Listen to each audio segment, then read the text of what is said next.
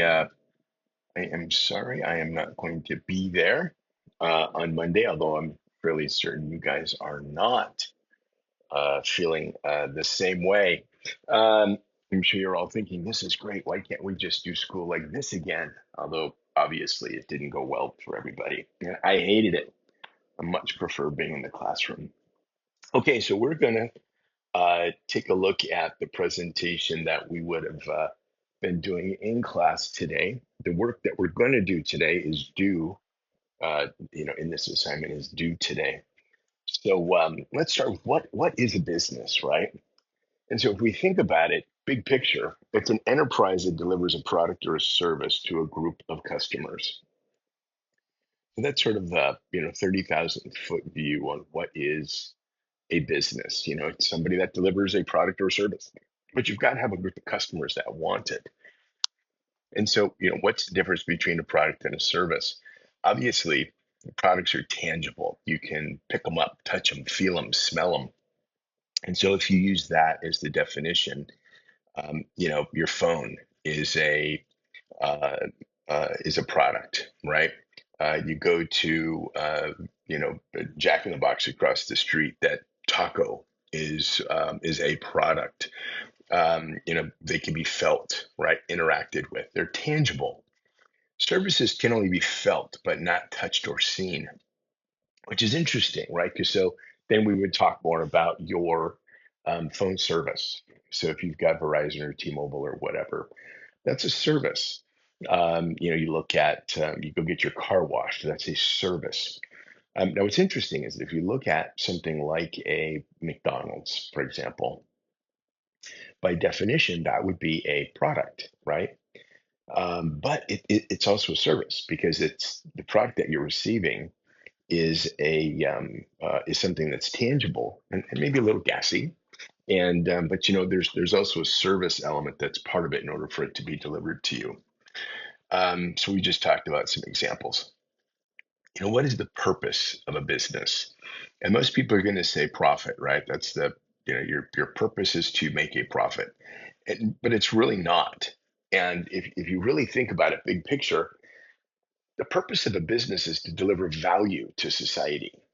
So if you've got this group of customers, your job is to deliver value to that group of customers. And the reward for doing that is profit. Now, there are a lot of companies that will exist for periods of time and not necessarily deliver value to society. And they don't get to live very long, right? And or they will add value for a period of time, and then the marketplace will change, and then they no longer add value, and they leave, they go away. So some examples would be like Blockbuster Video, right? I remember in the '90s. I mean, that was what you did on Friday night. You'd go to Friday night, you would go to Blockbuster. Sometimes Thursday night, you'd get those people that are like, I really want that new release, and they'd be out there on Thursday night, going to Blockbuster and going through all the shelves of all the movies that were available. And if the new release that you wanted wasn't available, well, then you were looking for your plan B. And on the end caps, there was like raisinets and microwave popcorn. But that's what you did on Friday night. You went, and you got the movie, and you had to return it normally the next day so that they could get it on the shelf for the Saturday people.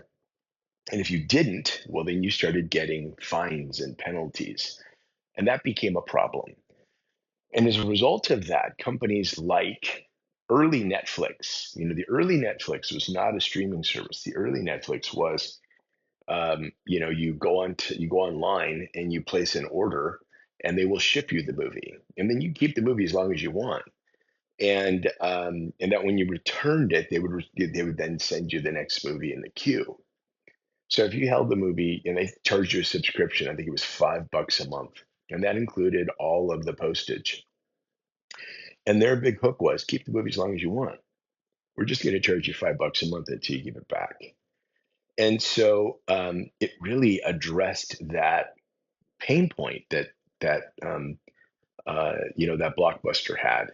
Now, Blockbuster made a mistake. The mistake that they made was, the social interaction that people were having at the Blockbuster. They assumed that that was, an added benefit to society. That was their assumption. They said, look, people don't want to get the movie in the mail. They want to come pick it and see their friends and go wander around. They want that. Turns out we didn't want that. Um, and then, the other thing that sort of popped up during the middle of all of this was Redbox.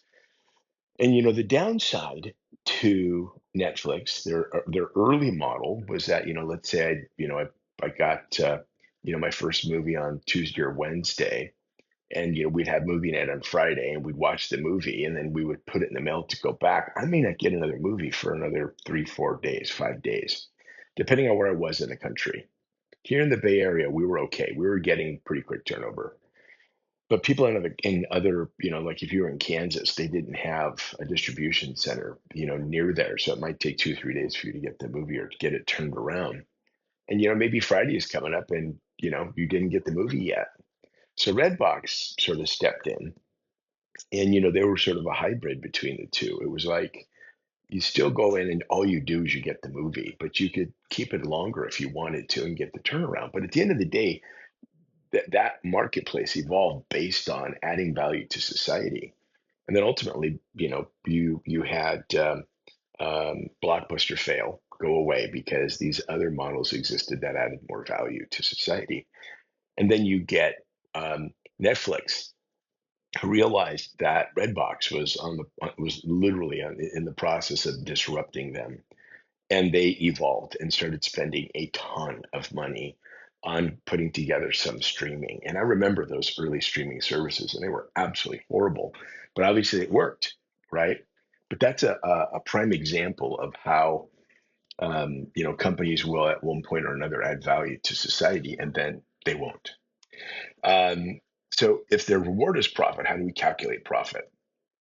The short story is that it's total revenue derived during a period of time. So most companies will report their earnings, their revenue every 3 months, right? They're going to report it during these quarterly periods where, so you've got January to March is a quarter. So it's normally called the first quarter. The second quarter is April through June, and then it is July through the end of September, October through the end of December. So they normally get to report their revenue. So whatever revenue we earned during that period of time, minus all of the expense associated with operating the business, then that's how I'm going to get to a profit or a loss. There's a really important step sort of in the middle of all that, right? That's sort of the big picture. The big picture is you take the sum of all products and goods and services sold, right? And then you back out what's called cost of goods or the materials. And then that gives you this number, this magic number called gross margin. And gross margin is incredibly important, primarily because I don't run my business on revenue. I run my business on my gross margin. And I don't generate profit necessarily based on revenue, right? Because I've got all the expenses and I still got to build that thing. So a good example of that would be, and there's uh, um, a form that you could look at is if we look at, let me pull it up. I'm like, no, I want to go back. How do I exit out of this without, I don't want to, no, I don't want to end the slideshow. I'm trying to do this on my MacBook Pro, and there's no like easy way to do it. Well, you'll see it. There's a sheet that's on Apple that you can look at that really gives you some insight as to what the cost of goods are for Apple. But then it gets down to gross margin. Gross margin is the money we use to run the company.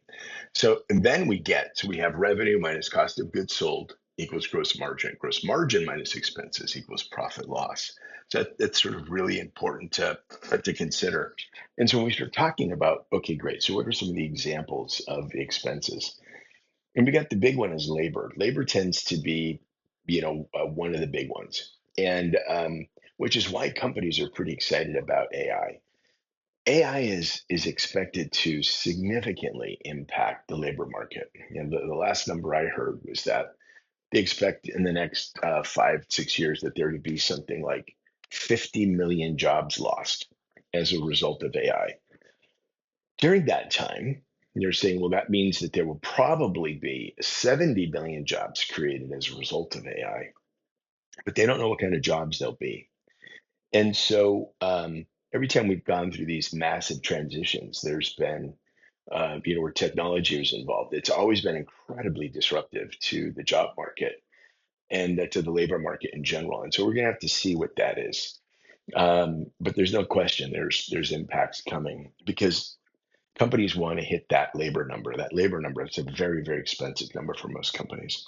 And then we got marketing, research and development. If there's a transportation component to what you're doing, you got fuel, taxes, et cetera, right? And what do companies do with profit? On that Apple sheet, and I'll pull that up in a minute.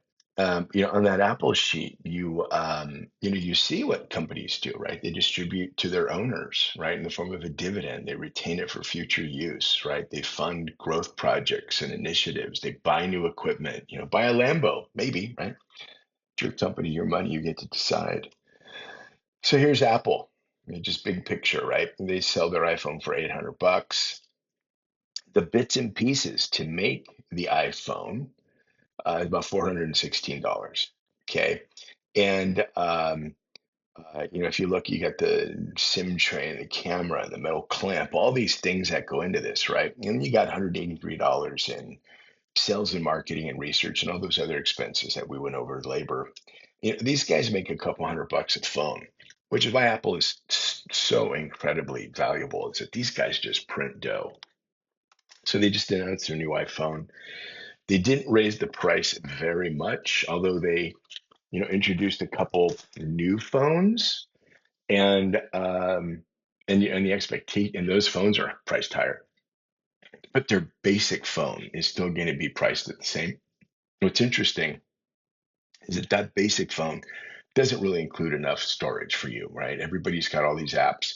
Those apps eat up a lot of room on the phone. So if you want to upgrade storage, that's where they start getting that price, and they're already warming us up to the $2,000 phone.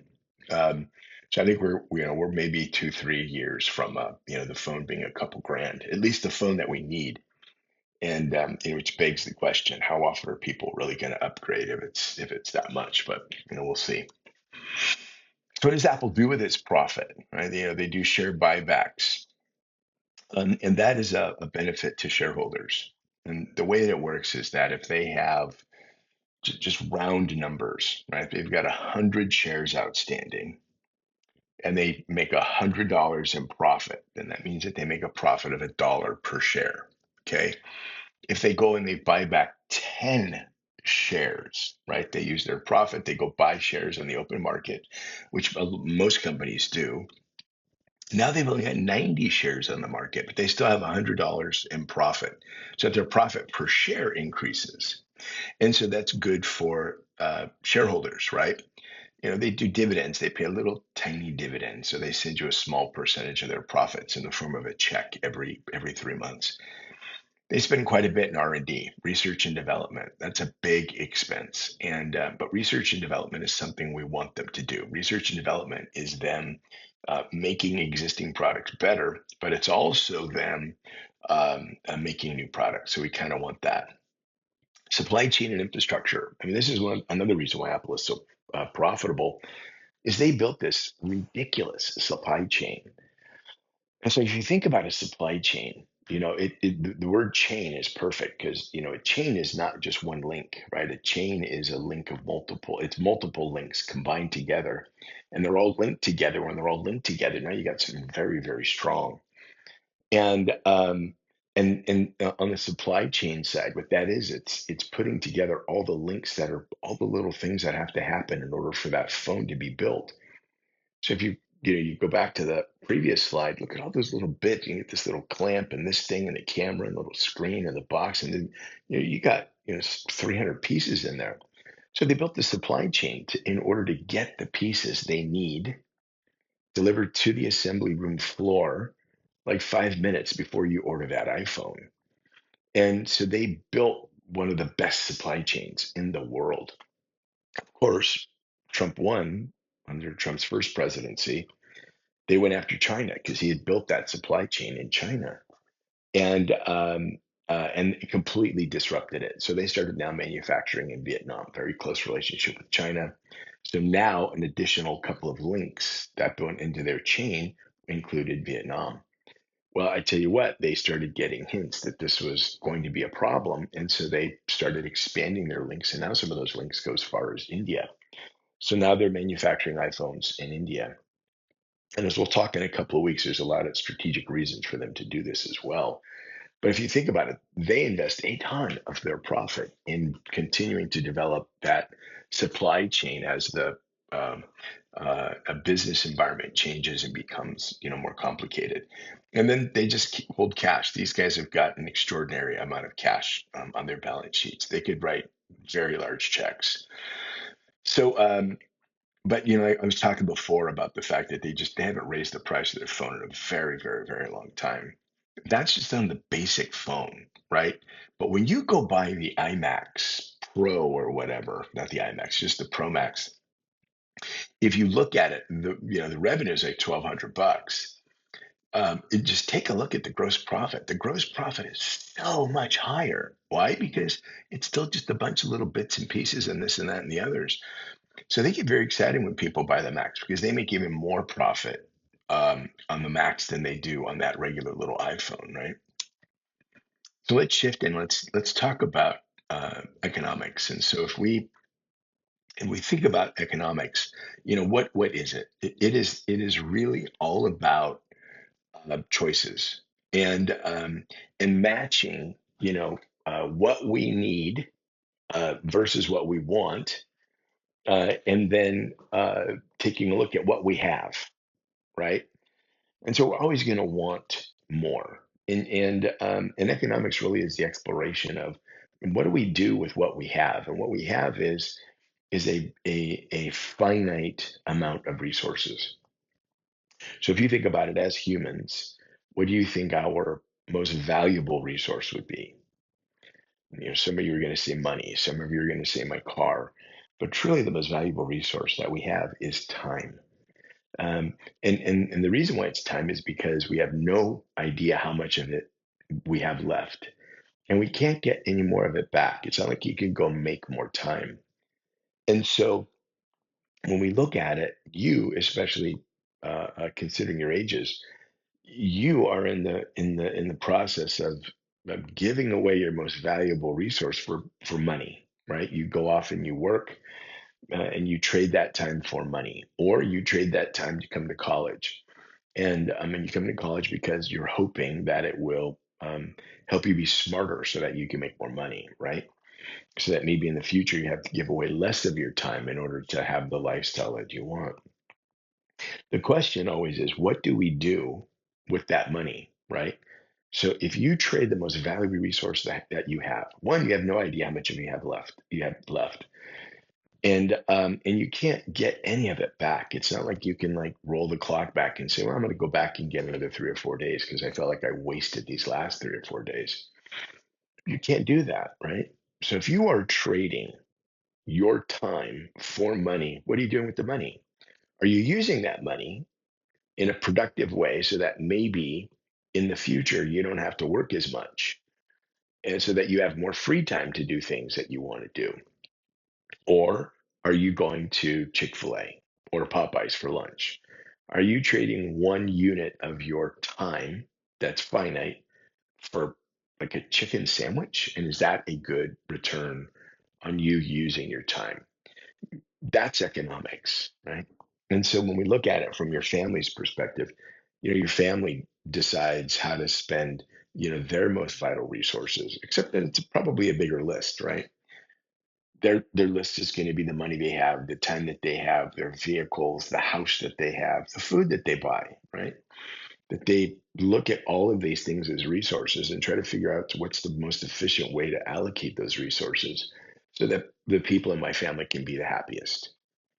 I know I'm not going to be able to give them everything that they want, but I need to be able to give them at a minimum what they need. And then once I sort of meet those minimum needs, then we can start talking about and negotiating on the wants. That tends to be that's economics. It applies to city, it applies to states, it applies to countries. as the country is trying to figure out, got it, these are my resources. How do I deliver the basic minimum needs that everybody has? And then once we do that, then what do I got to do to deliver on some wants? So that's economics, sort of in a nutshell, right? Examples of limited resources use, for the city state, we just covered that stuff. And so once we have economics, then we have to take a look that there really are four economic systems, right? And so we've got capitalism, which is ours. And the way it is, really what separates us is that um, most of the decisions are market-based decisions. And what I mean by market, you are the market. You make the decisions on what color shirts are popular, what color shirts a manufacturer is going to make. You make the decision on whether the Chick-fil-A sandwich is going to be popular or not. You make the decision on what a company should or shouldn't do. And the way that you do that is by buying it or not buying it. You give an affirmative, a yes, when you buy something. That is your way of conveying um, to the company, you know what, I like that. Make some more of that because you bought it. As long as it's at a price point that allows the company to make a money, they're off to the races, right? And that system allows for a lot of freedom and a lot of innovation. There's nothing preventing you from starting a business. There are no barriers to entry. There's nothing stopping you from going in and saying, I'm going to go be a baller. I'm going to go become a millionaire. I'm going to go do this. Nothing prevents you in the US from doing those things. It just requires that you trade more of your time, right? And that maybe you have to try to figure out how to use your time more strategically in order to accumulate those things. But because there is an inequity in a capitalist system, there's also nothing that prevents you from living in a cardboard box underneath an overpass either. Nothing. In some cases, there's extenuating circumstances that cause that to occur. In other cases, it's decisions that people have made. They made a good decision, a bad decision, or they made a decision, and this was the outcome of that decision. So, capitalism is great if you're extraordinarily driven, and if you're not extraordinarily driven, you may not necessarily be happy with the result of being in a capitalist economy. Second, you get socialism. Lots and lots and lots of conversations in the US about socialism.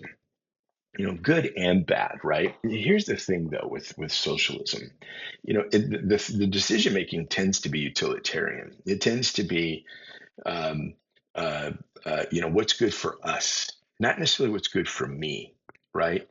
The us part is, what tends to cause a lot of Americans to be like, that doesn't work, right? It doesn't work for me. I want my decisions to be, made for me.